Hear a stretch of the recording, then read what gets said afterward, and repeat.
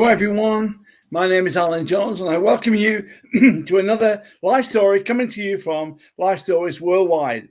So good to have you with us. We bring you stories from across the world, and the stories go out also across the world. We bring you stories of people who've gone through all types of struggles in their life, facing rejection and dealing with all sorts of issues, but how those lives have been transformed. And we have a very interesting story for you today. We are live on StreamYard, Facebook, YouTube, and Zoom. You can also watch us live on our website, Lifestoriesworldwide.com. As I said, we have an interesting story tonight. Our story today comes from Wigan in the UK. We have Abby Smith, who's going to share her story. Abby was brought up in a loving Christian family. She married her childhood sweetheart and everything was going well. She had a dream career, and then suddenly everything changed. And she faced 9 years of a battle, which she's going to share about. And it ended up that she decided that her testimony was, even if, still I will. And that's Abby's story, which she's going to share. So over to you, Abby. Thank you. Thanks, Alan. Good evening, everybody. First of all, I'd just like to say thank you for the incredible opportunity and honour that it is to be able to just share my story, really. If I'm being really honest with you, the last week or so has been kind of a why me? Why should I be doing it? And given me a real crisis of confidence, I suppose. And especially because I don't have my ending yet. So I think it's very easy to share a story when you've got your answers, you've got your prayers, you've got your story all packaged with a beginning and an end. But my journey very much isn't like that. In fact, at the minute, it's kind of worse than it's been in a long time. And I'm facing some huge battles up ahead. But as I've been praying, specifically the battles that I face are physically, financially and relationally. So they're pretty much battles everybody faces, really. But mine have just been a challenge for me to live with personally. And as I've been praying about it, there's a scripture, it's in Revelations 12 verse 11. It says, "They triumphed over him by the blood of the Lamb and by the word of the testimony. They did not love their lives so much as to shrink from death." And that, I feel, is where I'm at the minute. I've been a Christian a long time, which I'll share my story in a little bit. But I feel that there's certain battles that sometimes you have to share your story, you have to share your testimony, and just say how God's working in stuff in the middle of it. And my prayer is just, some of the things I'll share with you are healed, so they're easy to talk about. Some of them are scars, so they're a little bit more tender, and some of them are very much raw and current battles that I'm facing. And I'd just say, if you're triggered by any of the things that I mentioned today, please just reach out after. But my prayer is just that through my journey, you'll see how Jesus has played a part in my journey the whole way through, really. So a bit about me. I was born and raised in the UK. I come from a loving Christian family. We've always been in church, really. And my family have very much been pastoral type of people. So they've always helped people, specifically people who've been broken, people who've had addictions or family conflict. So from being a little girl, we've always had people stay with us as a family.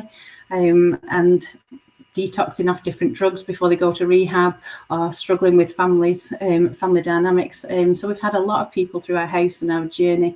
And it wasn't without a challenge growing up, but it was certainly a loving Christian environment. Very privileged being white British. We didn't struggle with many of the other challenges that people have.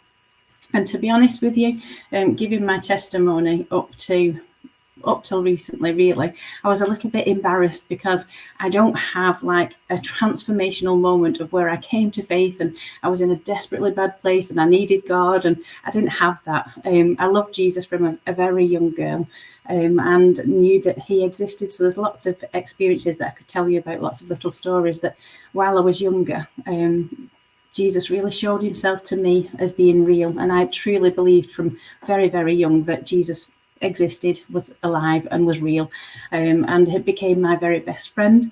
What I've come to realize in journeying the last couple of years, really, is just that those formative years were foundational building for me. So I think I know I needed them in order to face the things that kind of have come up later on in life, that my foundations were secure and secure in Christ, really. So I've always been heavily involved in the local church, heavily involved in the music. You'll see the piano in the background, and music is my life. Worship, so I've worship led, run music teams, been on kids' church, been on leadership. And as I say, my testimony was just that I've loved Jesus all my life, really. I met my childhood sweetheart. We were in youth together, and this guy walked in, and he had American flag trousers on, and this tight tank top showing his muscles. And well, as a young girl, I was smitten. I was just like, who is this guy? We got together. And I had two main dreams when I was a little girl. The first one was that I'd get married and have children. The second one was that I would be a teacher and that I would teach music and have a music school. And both of them became a reality for me quite early on. Again, other stories of God's alignment and God's favour and how things work together and being in the right place at the right time. I was literally living the dream, and I was like 25, 26. Everything was already in place, but I still felt there was a little bit more. And then this is where I think age and time gives you the beauty of hindsight, really. So from being a young girl, there's certain things that happened in my life that had an impact on me, but we kind of worked through as a family. So my dad had quite a bad accident when I was 8. He should have died. He was hit by a lorry on a push bike, and he miraculously survived. But it had a big impact on our family. He had a quite severe brain injury, and he's taken quite a while to heal from that. So that was quite traumatic for me as a young girl. And then one of my aunts died of breast cancer. She was quite young. She had 3 sons. And then later on, my cousin died of leukemia, leaving 1 son.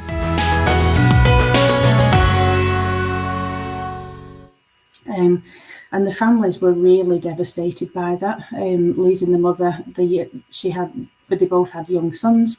We were young children when my father had his accident. And the benefit of hindsight has shown me kind of the ripple effects that still happen 10, 20, 30 years on in people's lives when incidents and tragedy and things happen and trauma from a young age. So when I was older, some time ago now, but my sister-in-law was diagnosed with cup cancer. Now, I'd never heard of that before. We'd not before that. But we found out that it's a cancer of an unknown primary. So she had a lump. They checked it, and they couldn't find the primary anywhere in the body. So it was told that it would be incurable, that she wouldn't have very long to live. And as you would imagine, if anybody's faced similar news, it's life shattering. It's horrific to find out.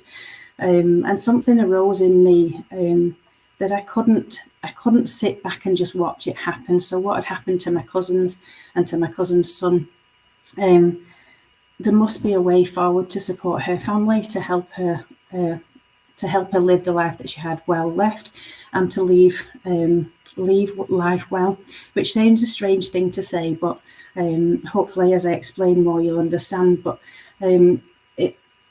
I really prayed to God and just said I felt really helpless. I wasn't facing cancer. I didn't have direct contact with the staff, but I kept praying, God, what is it? What do you want me to do? And I just felt just really strongly what's in my hands. So what do I have in my hands? So I had love, I had time, and I had hope. And they were the 3 things that I shared with her. And I went to hospital visits and different things with her. And out of the journey of working with her was a CIC that I then launched called Living with Life. And it's become an organisation that has really impacted a lot of people after that. So I really felt, okay, I'm starting to step into my purpose. I'm starting to do good. I'm starting to do more than just the music thing. And then out of the blue, really, one day everything changed. And for any of you who've faced trauma or faced difficulties in life, you'll know the power of a day or the power of one conversation well for yourself. That you don't see it, you don't see any warning signs. Sometimes you don't. Sometimes in hindsight, you look back and you think, oh, yeah, there were signs. But for me, life as I knew it changed forever, quite in an instant.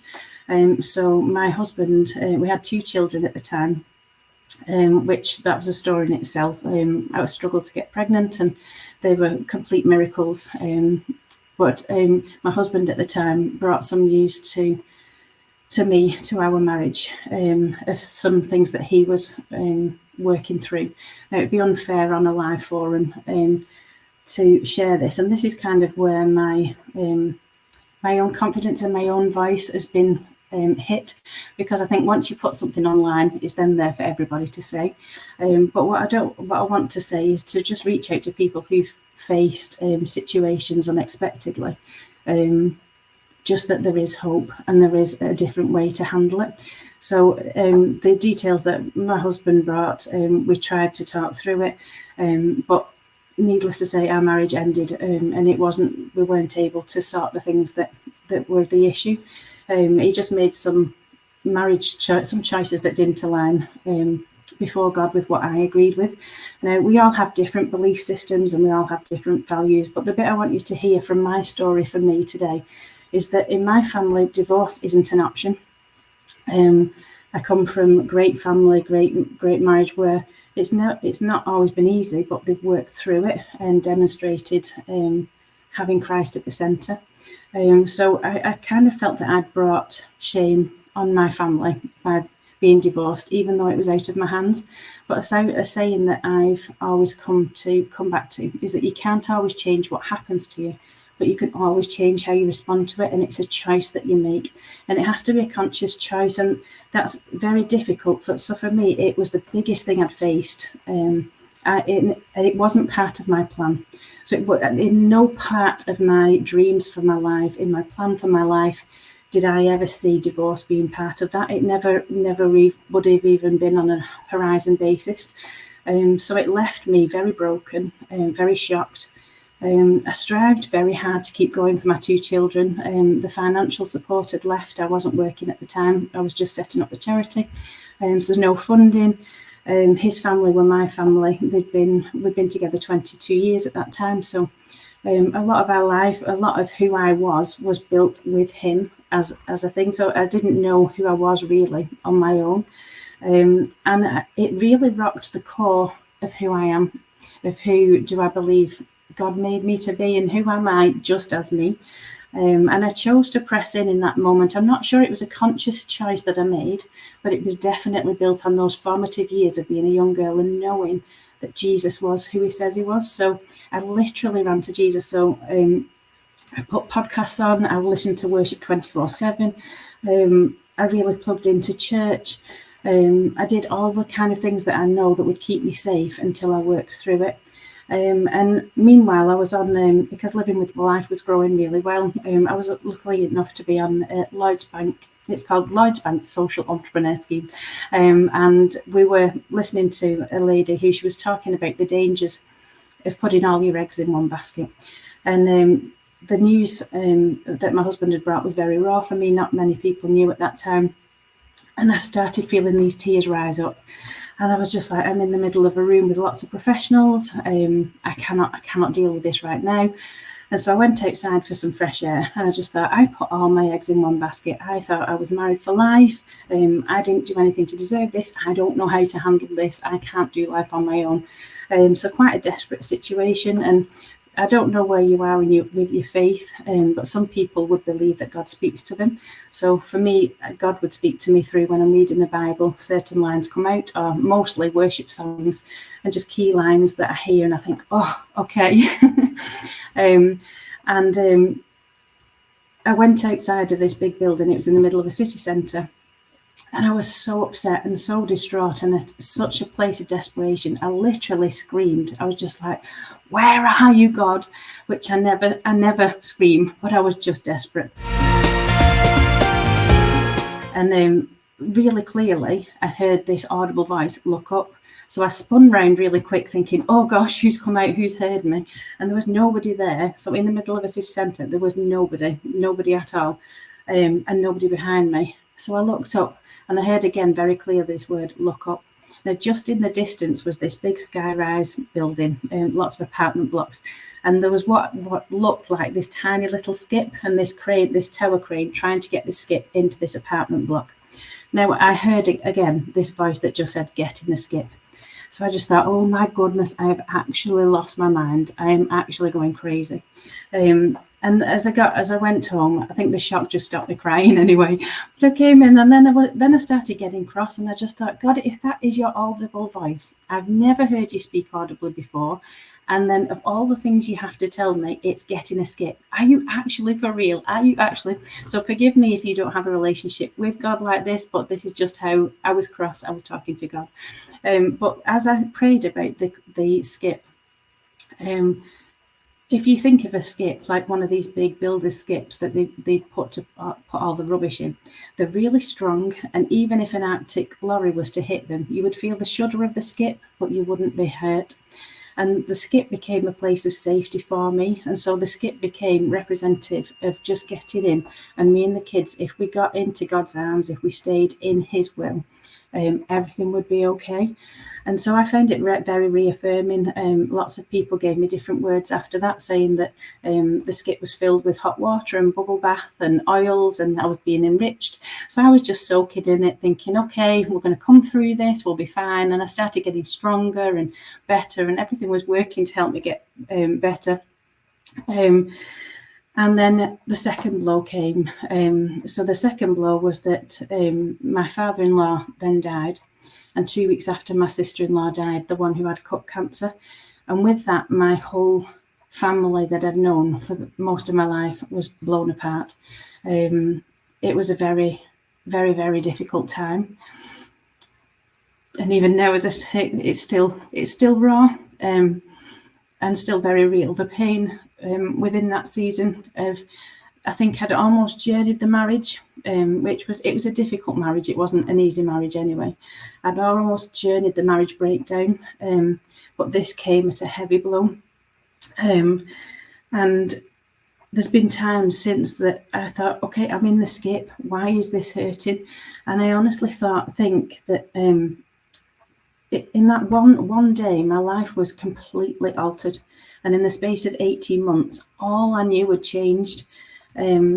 And then the only thing that I could say was, but by the grace of God. And I kept praying to God. I was like, God, we know that it's a fact of life. People die, and it's a difficult time. But the timing of it for me was especially painful. And it was almost like waves were hitting and I couldn't catch my breath enough.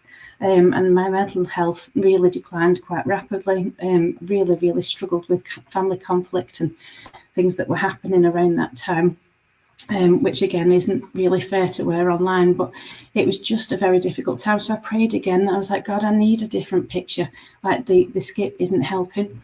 And I had a really clear picture of an iceberg ship. So I don't know if you've seen one, but it's where ice is completely set on the sea or wherever. And then there's a ship that's going through and it's breaking through the ice. And then behind it, it leaves boulders, but there's a path through. And I just felt that God was just saying to me that it wasn't about me. So yes, it was hard and I was on the ship, I was in the skip, everything was okay. But actually there were people coming behind me that would need my story, would need my journey in order to be able to journey it for themselves. So they'd have to dodge the icebergs, but they wouldn't have to break the ground that I had. So my task was to break the ice. And I think the thing about the ship is the coordinates that you put in a ship, the sat-nav will determine your destination. So it's vital when your head's gone that you choose what to program in as your navigation, as your sat-nav. For me, I chose to let God navigate, and it was a complete surrender. So there's lots of times we sing worship songs, as I said, like God speaks to me massively through worship. But there's a song that says, I surrender all.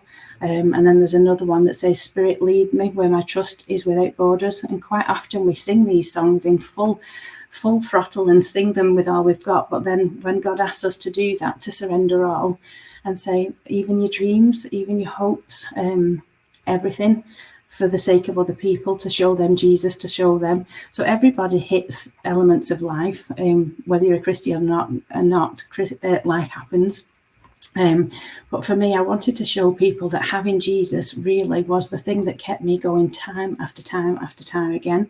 And one of my friends said to me about living with life, I had to press on to God, to depend on him like never before. I had to cling on him. And then living with life was just blossoming. So we worked with over 50 families, seeing incredible fruit from it. Just so many stories I could tell you again for another time. But we learned how to help people say goodbye well, to live well, to journey grief well, and then to rebuild their lives on the other side. And one of my friends said to me, he said, I think this is a rebound for you. And what I realised was I thought it was an insult at the time, but I've learned that actually it was a really positive thing. So we all turn to things in crisis. We long for comfort, for protection, for security, for control. And this is the basis which living with life is centred upon. So at your point of crisis, it is possible to change a trajectory. So at point of crisis, if you change the navigation just a tiny bit on that scale at point of crisis, you can actually turn the whole trajectory of where somebody's life is heading. And that was definitely for my life.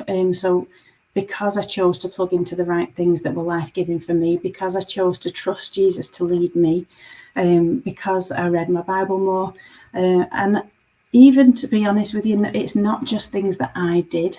I think it's just the grace of God, and just many times that he reached me out of my darkest times through sending somebody, through many different ways, that just rescued me from a very slippery slope downwards, really.